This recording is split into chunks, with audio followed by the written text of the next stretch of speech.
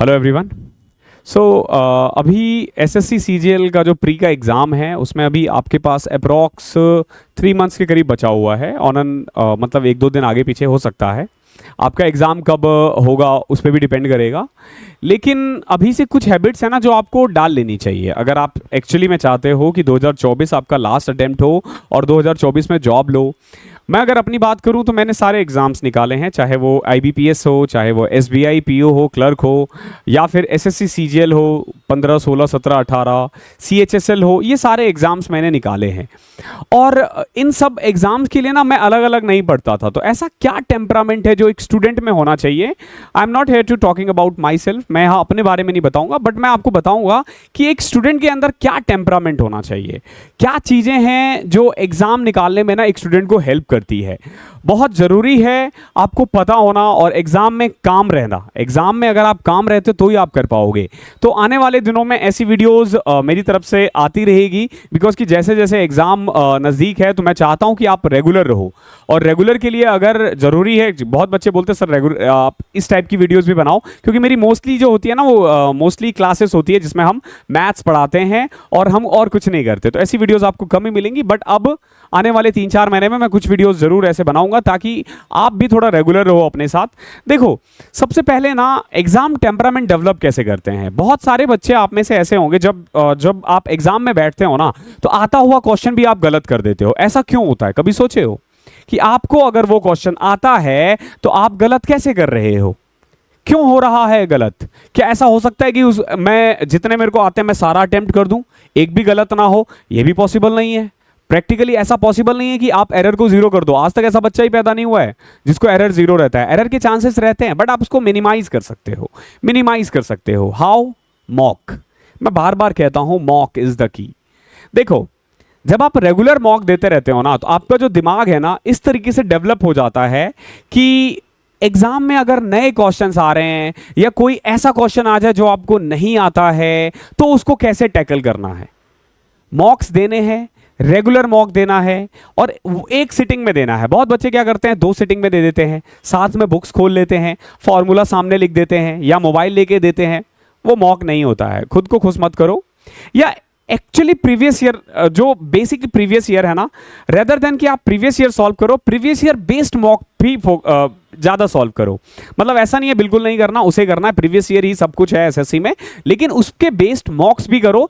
क्योंकि देखो, जब आप एक शिफ्ट लेते हो ना तो पर्टिकुलर कोई भी शिफ्ट जो होता है ना वो इजी टू मॉडरेट होता है, लेकिन अगर आप उससे मॉक्स बनाते हो ना तो वो मॉडरेट लेवल का होता है। तो जैसे आप कोई भी प्लेटफॉर्म पे देते हो, से आपने टेक्स्ट बुक का दिया तो टेक्स्ट बुक का पे जो मॉक्स है ना उनके 30, 40, 50 मॉक वो दो। ऑली बोर्ड का दे रहे हो तो उनका मॉक दो। जितने भी ऐप है ई मॉक पे दे रहे हो उनका मॉक दो। और जो मॉक है ना उसे 1 घंटे में देना है, 1 घंटे से ज्यादा में नहीं देना। यानी ये नहीं कि आप 2 या 3 सिटिंग में दे रहे हो। और कोशिश करो उसको ना दिन के टाइम दो। लाइक कि जो टाइमिंग होता है ना 10 बजे या 9 बजे से लेके शाम में 5 से 6 बजे तक, इन्हीं के बीच में एटलीस्ट रोज, अगर आपका सिलेबस खत्म हो चुका है तो 2 से 3 मॉक आपको रोज देना है और उसको एनालिसिस करना। अगर आप रोज 3 मॉक दे रहे हो, एनालिसिस कर रहे हो, साथ में करंट अफेयर्स पढ़ रहे हो, और कुछ करने की जरूरत नहीं है। अगर नंबर आपके ठीक ठाक आ रहे हैं, 150, 160 आ रहे हैं, बुक्स खोलने की जरूरत नहीं है। करंट अफेयर्स और मॉक यही पढ़ो। बेवजह परसेंटेज सॉल्व कर रहे हो, देख रहे हो कि मैं सारे क्वेश्चन 10 सेकंड में बना रहा हूं, मजा आ रहा है, कोई फायदा नहीं, वो चीजें वेस्ट हो रही है। मॉक दो, उस टाइम को मॉक में लगाओ। सिलेबस खत्म है, मॉक पे जाओ। अभी 3 महीने में आप सिलेबस बिगिनर्स नहीं कर सकता है। हाँ, जिन्होंने अभी स्टार्ट किया, जो अबव एवरेज है वो कर सकते हैं, मैंने बताया है। लेकिन अगर आपका सिलेबस कंप्लीट है, मैं बोलूंगा मॉक पे जाओ। और एग्जाम्स जब एक बार आप मॉक देते हो ना तो उसका एनालिसिस आपको अच्छे से करना है। एनालिसिस में क्या होता है ना कि क्वेश्चंस को ना कुछ पार्ट में डिवाइड करो। ऐसे क्वेश्चंस जो आपको आते थे और आपने गलत अटेम्प्ट कर दिया, गलत टिक कर दिया। ऐसे क्वेश्चंस जो आपको आते ही नहीं थे। ऐसा क्वेश्चन जो आपको आता तो था लेकिन आपने लंबा टाइम ले लिया, उसमें टाइम बहुत ज्यादा ले लिया। देखो, कुछ चैप्टर्स ऐसे होंगे, कुछ क्वेश्चंस ऐसे होंगे जो आपका टाइम लेगा, दैट्स ओके। ठीक है, एक बार देखो कि क्या उसको सॉर्ट और किया जा सकता है, अपने एंड पे क्या उसको और सॉर्ट किया जा सकता है। सॉल्यूशन देखो। और सबसे ज्यादा ना बच्चे, आप देखा करो ऑन एन एवरेज बच्चे कितने में टिक कर रहे हैं। अगर मान लो एवरेज है, मान लो एक क्वेश्चन का 50 सेकंड, आप 50 में कर रहे हो, दैट मीन्स कि आपका सिलेक्शन नहीं हो रहा। आपको 40 में करना है उसे। एवरेज से 5-10 सेकंड कम होना चाहिए।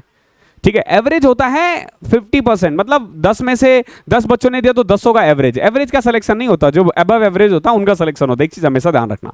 ठीक है, तो कैसे उसमें लाना है, कैसे रेगुलरिटीज मेंटेन करनी है। और बहुत बच्चे होते हैं जिनको आता है बट वो पूरा पेपर नहीं दे पाते। क्यों? क्योंकि वो पहुंच ही नहीं पाते मैथ्स तक, वो पहुंच ही नहीं पाते इंग्लिश तक, वो जीके तक पहुंच ही नहीं पाते, वो रीजनिंग में ही अटक के रह जाते हैं, वो मैथ्स में ही अटक के रह जाते हैं। तो ऐसे बच्चों के लिए मैं बोलूंगा अपने आप को ना टाइम डिवीजन दो।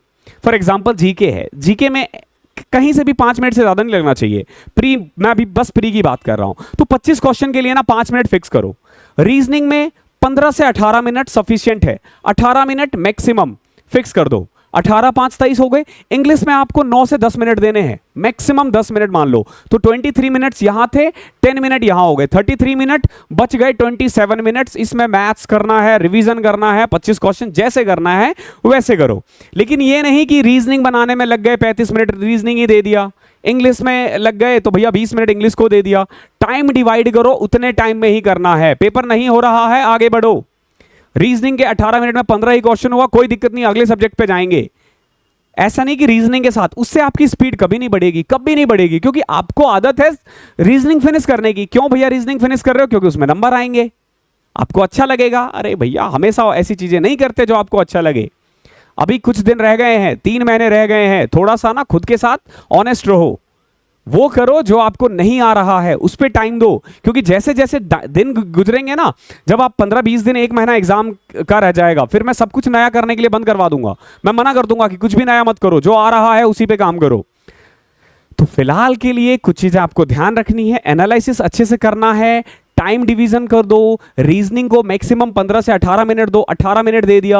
आपको मैथ्स को ज्यादा से ज्यादा 24 से 25 मिनट देना है, 25 मिनट सफिशिएंट है। हर एक क्वेश्चन के लिए 1 मिनट बहुत है। बहुत क्वेश्चन आपके 15 सेकंड वाले होंगे और बहुत क्वेश्चंस 2 मिनट वाले भी होंगे और 2.5 मिनट वाले भी होंगे। That's okay, 25 minute law of average work करता है, सफिशिएंट है, वो करो। रीजनिंग में 18 मिनट दो, जीके में 5 से 6 मिनट दो, इंग्लिश में 12 मिनट बहुत है, 10 से 12 मिनट बहुत है इंग्लिश के लिए। और देखो कैसे फिनिश नहीं होता, और उससे ज्यादा नहीं बढ़ना। तो अभी के लिए फिलहाल आप ऐसा कर सकते हो कि साथ में एक मिरर बोल रहा हूं, वॉच रख के कर सकते हो। और जब आप मॉक दो तो प्लीज अपने मोबाइल वगैरह को थोड़ा बंद रखा करो, ठीक है। नोटिफिकेशंस ऑफ रखो, व्हाट्सअप नोटिफिकेशन ऑफ रखो, सोशल साइट्स के जितने भी है नोटिफिकेशन ऑफ रखो। घर वाले को बोलो कि अनलेस एंड अनटिल की कोई इमरजेंसी है आप बीच में कॉल मत करो। एक टाइम फिक्स कर दो, उनको बोलो मुझे इसी टाइम में फिक्स करे, कॉल करे।